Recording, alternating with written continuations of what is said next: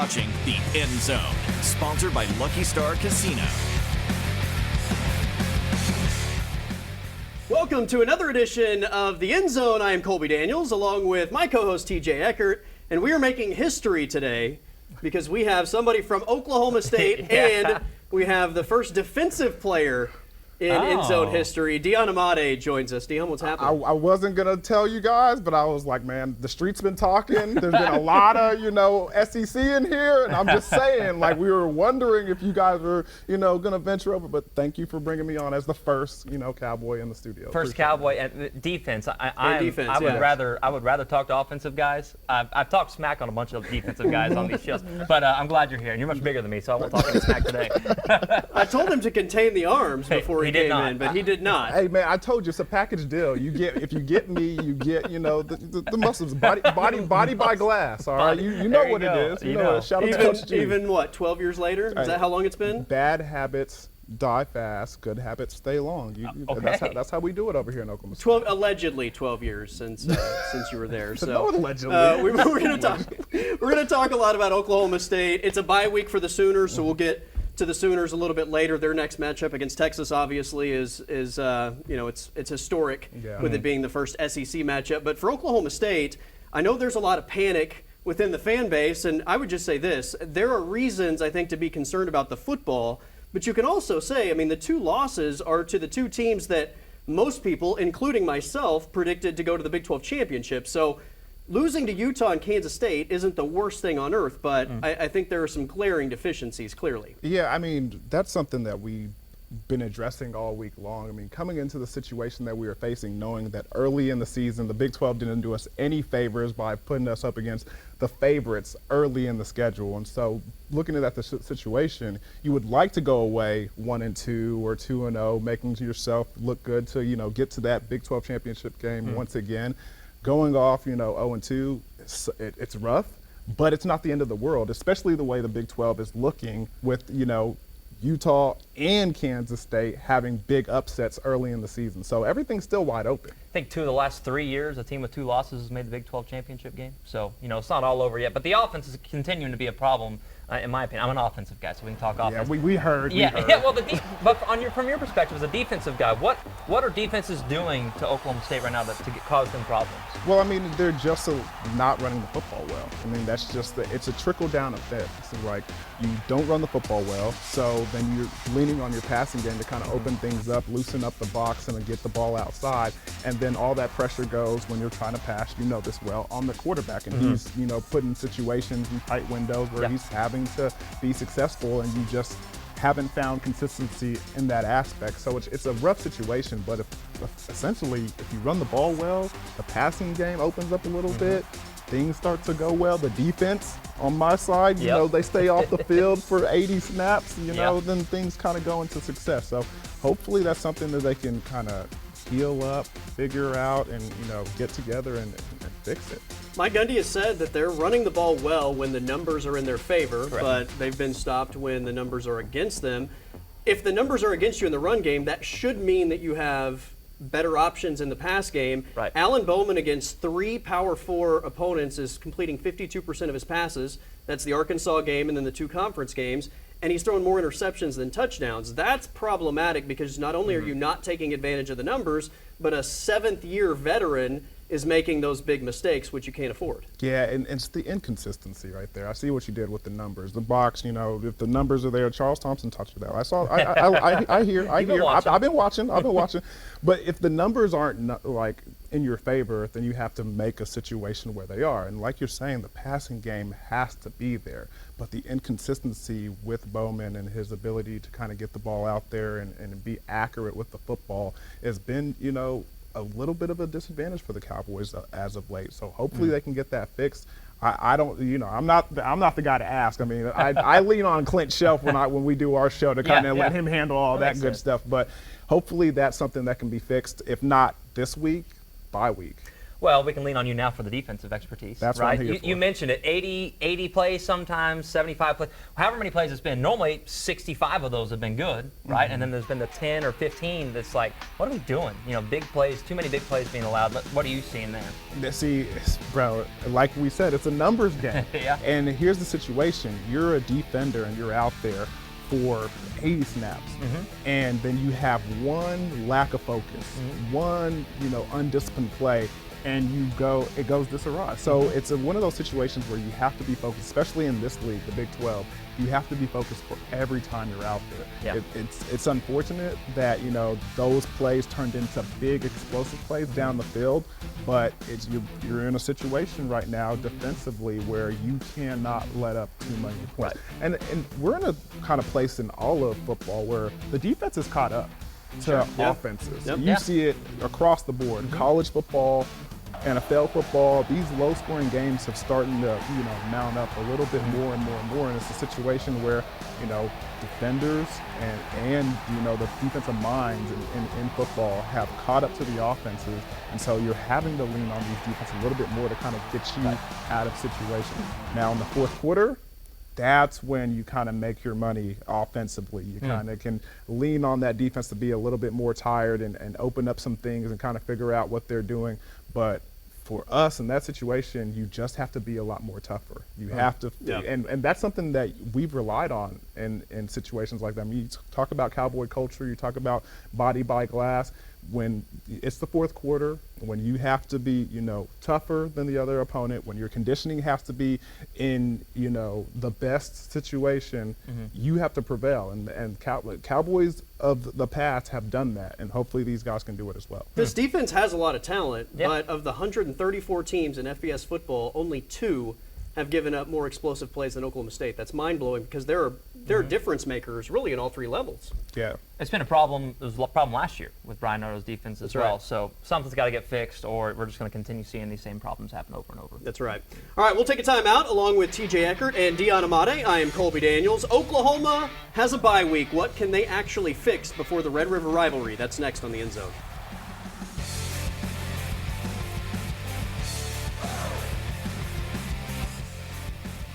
Welcome back along with TJ Eckert and Dion Amate. I am Colby Daniels. Now we're going to switch it up on you. I know you're not an OU guy, and you're certainly not an offensive guy, but that's where we're going to start. And then we'll come back to your strengths a little bit later, Dion. But if we must. We got to hit the Sooners briefly. It's a bye week. Obviously, it couldn't come at a better time with the number of injuries they've sustained early in this season, and with Texas right around the corner. That's a big-time matchup against the number 2 team in the country, the first SEC edition. But my question for you is just the general quarterback change. How does that impact a football team in a locker room? Oh man, it's kind of big, and I hate to say this as a defensive guy, but I mean, in the situation defensively, you know that you're going to get an uptick. Here's the thing, with offense, and especially quarterbacks and defense defense and offense as a whole, these coordinators need about like 3 game tapes to really know what you can do, figure out what you can do, and kind of game plan around it. If you go into a situation where you have a guy and he has no tape on him, it's going to be hard. You're figuring things out on the fly. Yeah. So in the situation with Hawkins being in that Auburn game, you saw, this Auburn team, they had success early, but later he got comfortable. But it's not easy to figure out these quarterbacks when you have no game tape on them. So that's going to be the advantage of OU, and they have to use that to their, to their advantage, especially going into a situation, versus Texas in a rivalry game. How difficult is defending a mobile quarterback like a Michael Hawkins? Bro, I get a migraine even thinking about mobile quarterbacks. Every time, I can just go back to that, 2011 Colin Klein game where I had to spy him as the Kansas State quarterback. And mobile quarterbacks are the bane of my existence. First of all, you run man-to-man coverage. You think you're doing excellent job. You got your back to the quarterback. You're guarding your wide receiver. You're in his face. The crowd starts cheering, and you're thinking, "Yeah, we did a good job." And this quarterback is running up my backside. Mobile quarterbacks, they add so much of an element to the game, and you can't account for them.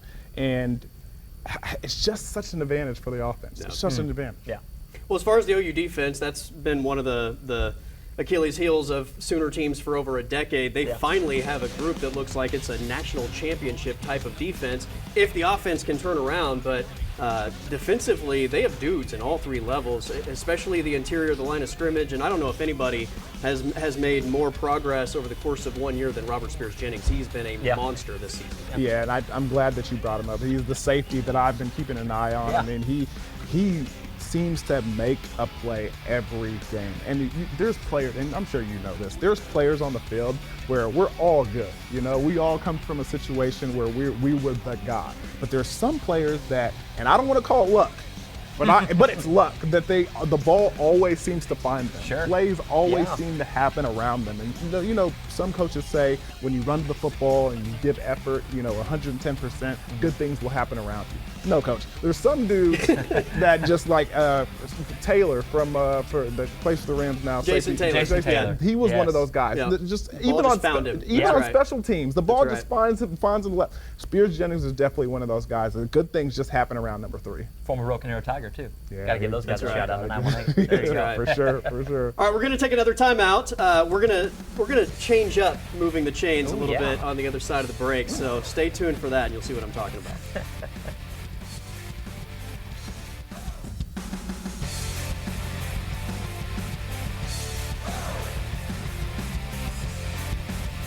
All right, it's time for this week's edition of Moving the Chains. I said we're going to change it up a little bit. We've had all offensive guys so far in Moving the Chains, so their goal has been to move the chains to get a first down. Okay. Since you're a defensive guy, I thought we would switch it up a little bit. You're going to try to prevent the chains from being moved. So Seems last legit. week we had the first touchdown. This week maybe we'll have the first defensive stop. Yeah, stop, Right? I guess. Don't let those chains get moved. So, I so prefer- our, I prefer our judging is turnovers, going to be but- a little bit different. Turnovers. I It's prefer been turnovers. Okay, Yeah, fair enough. Pick We can- 6 or something. We're throwing the ball away. That's Are you going for the bend but don't break type of defense, or are you just going to be aggressive? And, I'm all out Okay. blitz. All out blitz. all right, you all know? right. All out blitz. Well, that takes us to our first question, Dion. Fix the OSU defense's big play problem. All out blitz. Yeah, right. No, people have been talking about this in Stillwater a lot. I mean, we have the athletes, especially on the second level, to kind of put some pressure on the quarterback. Last week versus Kansas State, you saw Avery Johnson with his legs. It's kind of a dangerous situation. But I think more pressure on the quarterback will, lead to more success. I mean, we've seen it in the past. Let's see it in the future. Yeah, so pressure on the quarterback, that's good. The quarterback was able to get rid of it and throw it away, though. So, see, 2nd and 10. So it's an incomplete pass, though. That's good. That's good. That's good for you. You put pressure on the quarterback, Okay. but he's a smart quarterback. Second long. So 2nd and 10. I wanted a sack, but okay, I'll Fair see enough. what you do. Well, we'll talk about Okay. quarterbacks now. Why don't we do that? Okay. Is If you're there in a sack, step it up. Yeah, is there a quarterback controversy right now in Stillwater? People want to see Zane Flores out there. Is there a QB controversy right now? No, there's no controversy. Okay. I mean, you have a veteran quarterback, a 7-year, veteran Right. quarterback. He's been there for a while. He's got continuity right now with the wide receivers, with the group. I mean, although you haven't seen much success right now as far as offensively, and they've done some things, but you've seen progression. You've seen improvement. Let's be honest. The Utah game wasn't his best outing, but there was progression in that Kansas State game. Yeah, you got to like Eddie admit. said that. So Yeah. if that's the case, stay with your guy, have faith in him, and give him that confidence. Come on now. Okay. They gave Rangel an opportunity against Utah last week. Too many big mistakes for a guy that's in his 7th year. Yeah. I think the offense just picked up 8 yards to give Oh. themselves 3rd and manageable. I didn't 3rd like your and answer. 2. Come on, Wow, man. man. Manageable. Come on now. Come on, Dion. 3rd and 2. All right, come on, defense. Yeah, We lock got- You in. just harshly said no. defense got this. All right, with Okay. third All right, down. lock it in. Third down. We Third got and this. short. Okay. What do you got? All right, let's move on. What areas can a team improve most during a bye week? Obviously, Oklahoma has some issues offensively, but what areas do you look at in a bye week that are realistically improvable? Yeah. Get healthy. That's the place where that's how you improve in a bye week. All right, as coaches, I know you want to rep stuff, you want to improve, you want to sharpen some things up, but get your players off the field. Let them rest up. Get your star players. The reps are good. Rest is better. So get healthy, get rested, and watch what happens the next week. Okay, that was spoken like a player right there. Get healthy. Take some time off. That was good. Yeah. I'll take that. So we're here. We're 4th down. We got the 4th down. Okay, There we go. all right. 4th and 1. We got 1 yard, so it's 4th and 1. Okay. Now I need you to really dig deep here. Okay. I need your favorite Mike Gundy memory. Whether it's I would prefer from when you were a player, but if you got something. Allegedly. Yeah. Wait. Okay, all right, all right. A favorite memory of Mike Gundy. Yeah, I need one. Okay, there was a time where I think it was 2012 where Sports Illustrated, came out with the article and they were saying we were paying players and all that good stuff. And so The Dirty Game, I believe that was titled. yeah, Yes. the dirty game. So here's what happened. We went to the meeting room. Coach Gundy is in there and he's talking. And he's like, oh yeah, we had this article and everything, guys. And then he pulls out of his pocket. He's like, Derek, I wanted, like, there was a player, and it was his birthday that day. And man, I want to tell you happy birthday. And he pulls out of his pocket, and Monopoly money comes out. And he's like, oh, my bad, Derek. That wasn't a birthday present or anything. And so we're just all in there laughing, having a good old time, because obviously, and it was proven, none of that stuff was true, and none of that stuff happened. So we were making light of it, trying to relax the team on a Friday before our game. So it was a great moment, a great story, and we all had fun. So Mike Gundy showing his sense of humor like he has done a lot of recently. And he pays attention to the headlines. He knows. Absolutely. That is absolutely. good. All right, I'm going to give you a sack. Yeah. And you're going to get the stop. I got off the field? Yeah, I think we got a sack in the backfield. You got the stop, and you're going to send the offense onto the field, and you get a much-deserved break. You know, well done. I thought I could do it. I knew I could do it, and I did it. So, good for me. The defense can win every now and again, I suppose. every once in a while. Defense wins championships, ladies and gentlemen. Don't forget that. Well, you've set a high bar for your next appearance, so just remember that. So. Hey, I'm here to win. All right, we got to take a timeout. Game picks are next get here out on of the here. End Zone.